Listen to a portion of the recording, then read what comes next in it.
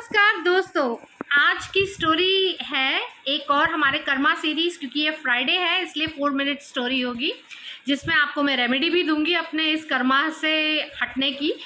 और ये कर्मा और कोई नहीं है, झूठ का कर्मा है। बड़ा अजीब लग रहा है ना सुन के, पर आपको ये पता है कि जिनका ये कर्मा होता है उनकी वाणी से कोई इम्प्रेस नहीं होता, चाहे वो कितनी भी मतलब की बात कर रहे हो, कितनी भी आपके काम की बात कर रहे हो। दूसरा, इनको मुंह से रिलेटेड कोई ना कोई इशू लगा रहता है, चाहे वो मुंह पे कंटिन्यूस स्मेल आना हो, पायरिया हो, या फिर मुंह में कुछ भी इशू हो, ट्यूमर हो, कुछ भी हो। तो आइए आज हम एक स्टोरी में आपको बताती हूँ एक आदमी की जिसका नाम था सुरेश, लेकिन वो पैसों के लिए बन गया रैश। तो आई होप आज की स्टोरी आपको अच्छी लगेगी, अंत तक बने रहिएगा क्योंकि मैं आपको रेमेडी भी दूंगी। सुरेश एक सिंपल हिंदू परिवार से था, लेकिन जब पैसों की तंगी आई उसने धर्म छोड़ा, नाम बदला और बन गया रैश, एक चालाक प्रॉपर्टी डीलर। हर रोज़ दारू, हर डील में झूठ, हर घर हड़पने की नई चाल।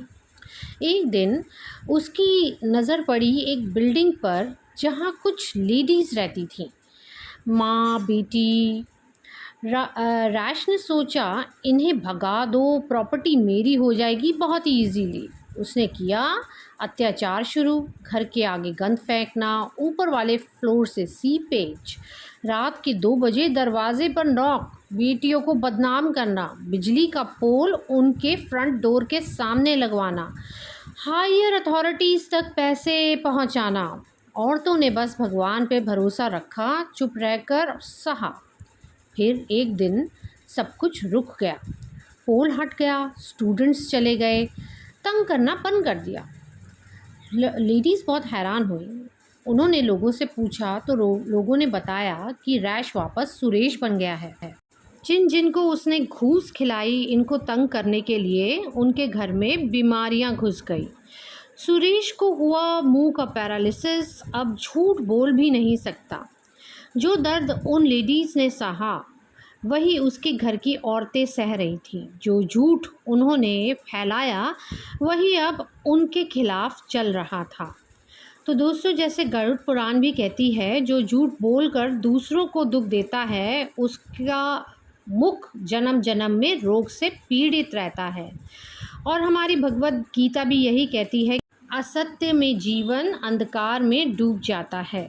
तो मेरे प्यारे दोस्तों, इस कहानी से हमें ये समझ मिलती है कि झूठ से जीत तो ज़रूर मिलती है लेकिन सुकून नहीं।